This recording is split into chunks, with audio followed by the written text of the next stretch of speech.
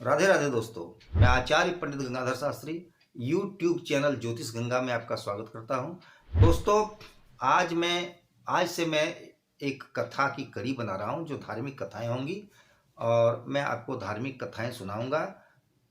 राम की कथा हो, श्रीमद् भागवत की कथा हो, महाभारत की कथा हो, रामायण की कथा हो, इन सब कथाओं को मैं आपको सुनाऊंगा। उसमें से मैं आज प्रथम दिन आपको राम की कथा सुनाऊंगा। तो दोस्तों, अगर आप मेरे चैनल पर नए हैं तो इसे अवश्य सब्सक्राइब करें, अपने मित्रों को शेयर करें, बेल आइकॉन को टच करें, जिससे जो भी मैं नया वीडियो इसमें डालूंगा उसका नोटिफिकेशन आपको सर्वप्रथम मिल जाए। तो सुनते हैं आज राम की कथा।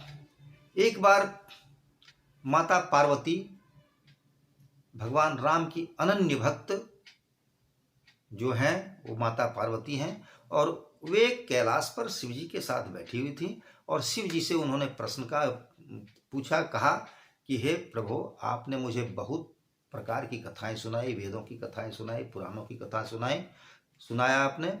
अब मुझे भगवान राम के जन्म और कर्म की कथा सुनाएं। मुझे बहुत इच्छा हो रही है भगवान राम के विषय में जानने की। भगवान शंकर ने कहा कि हे देवी, आपने बहुत अच्छा प्रश्न किया है और मेरे भी इष्ट श्री राम हैं और इस कथा को मैं आपको सुनाता हूँ। तो भगवान शिव ने विष्णु से लेकर राम तक 61 पीढ़ी की बातें बताई। 61 राजा हुए। जैसे विष्णु से ब्रह्मा की उत्पत्ति, ब्रह्मा से मरीचि की उत्पत्ति, मरीचि से कश्यप की उत्पत्ति, कश्यप से सूर्य की उत्पत्ति, इस प्रकार लेकर मानधाता, इक्ष्वाकु, अज, दिलीप, इस तरह बताते बताते हरिश्चंद्र, ये सब कहते हुए भगवान शंकर ने 61 पीढ़ी की बात बताई माता पार्वती को। और उसमें से भगवान ने कहा कि इन 61 राजाओं में से सबसे श्रेष्ठ राम थे। इस बात को भी उन्होंने बताया। तो दिलीप के पुत्र हुए अज, अज के पुत्र हुए दिलीप के पुत्र हैं अज, अज के ये रघु, सॉरी, दिलीप के पुत्र रघु, रघु के पुत्र हुए अज और अज के पुत्र थे दशरथ। और दशरथ के 4 पुत्र में से सबसे बड़े राम थे। अब दोस्तों, अयोध्या नगरी के बगल में ही कौशल नरेश कौशल देश है। वहाँ के राजा कौशलेश थे और उनकी कौशल्या नाम की बहुत सुंदर पुत्री थी। तो उस पुत्री का विवाह उन्होंने राजा दशरथ से करने का मन में ठाना। राजा दशरथ अयोध्या नगरी के एक बहुत प्रतिष्ठित और बहुत धर्मात्मा राजा हुए।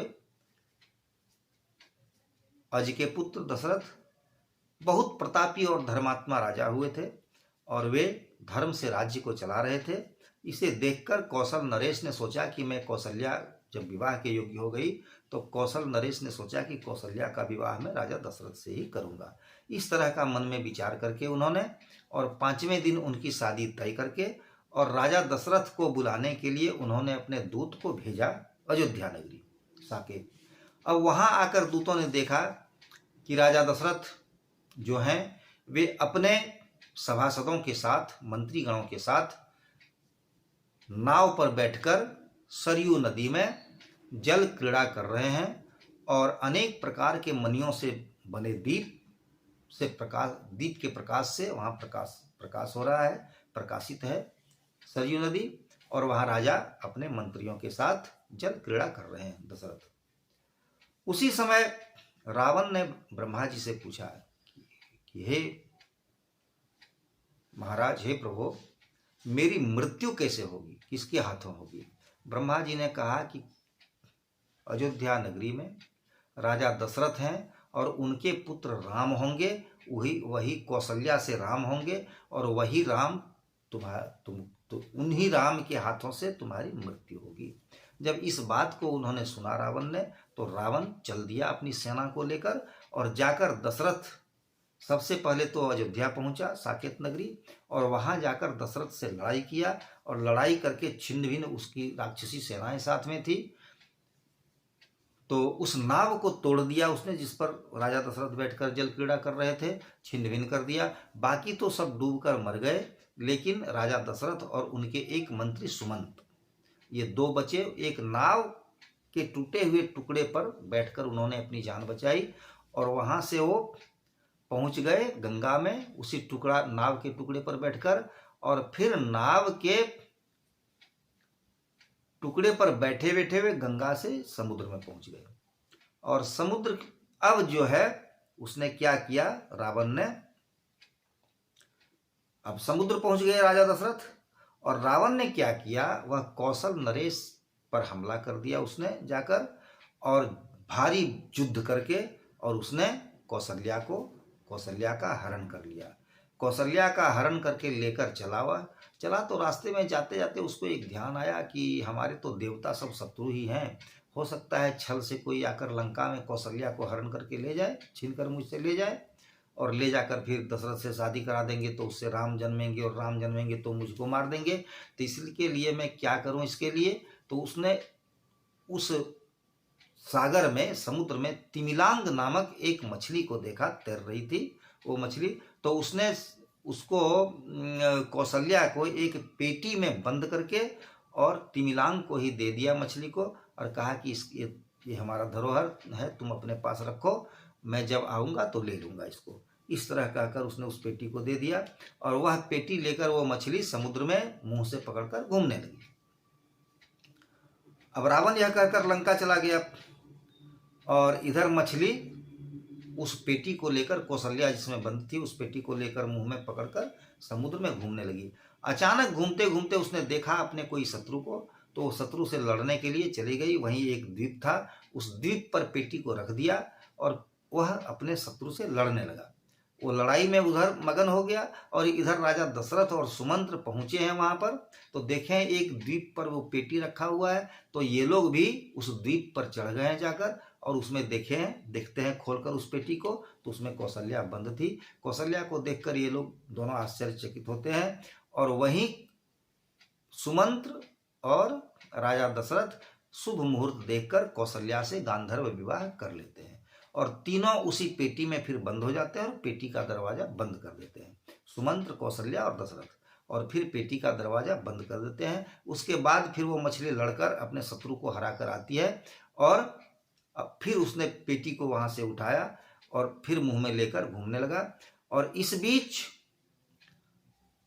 क्या करते हैं, रावण क्या करते हैं कि ब्रह्मा को बुलाकर अपने यहाँ और कहते हैं कि हे ब्रह्मा जी, मैंने आपके वचन को झूठला दिया, क्योंकि मैंने राजा दशरथ से विवाह नहीं होने दिया कौशल्या का।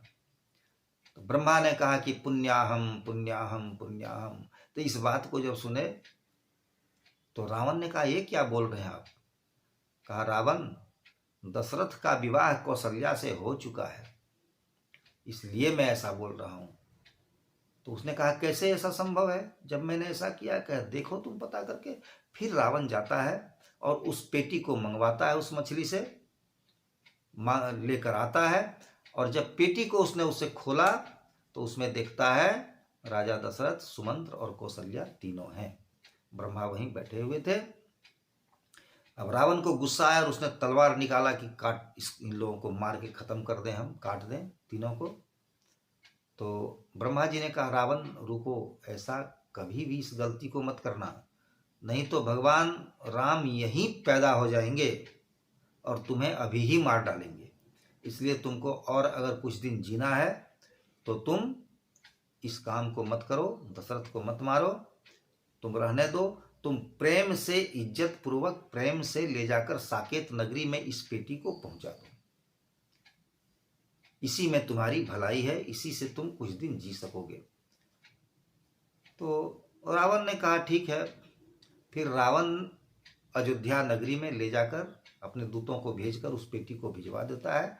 वहां जब दशरथ को आया हुआ देखकर अयोध्यावासी बड़े प्रसन्न होते हैं और खूब खुश होते हैं, बहुत स्वागत करते हैं।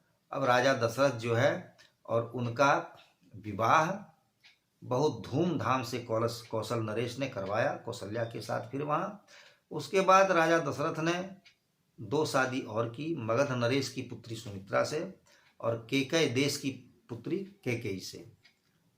इन 2 शादी को उन्होंने और किया। उसके बाद बहुत प्रेम पूर्वक राज्य का धर्म पूर्वक शासन करने लगा उन्होंने। उसके बाद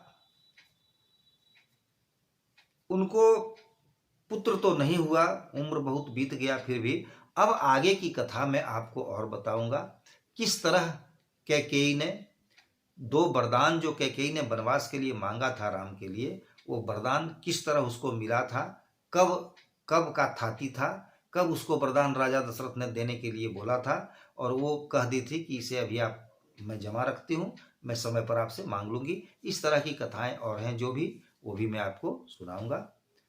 तो दोस्तों, आज की कथा यहीं समाप्त होती है। फिर आगे मैं इसके आगे की कथा वीडियो बनाकर डाल दूंगा। दोस्तों, मैं समझता हूँ आप इसे सुनकर इसकी जानकारी प्राप्त कर अवश्य प्रसन्न होंगे, खुशी होगी आपको। मैं अपनी वाणी को यहीं विराम देता हूँ। राधे राधे दोस्तों।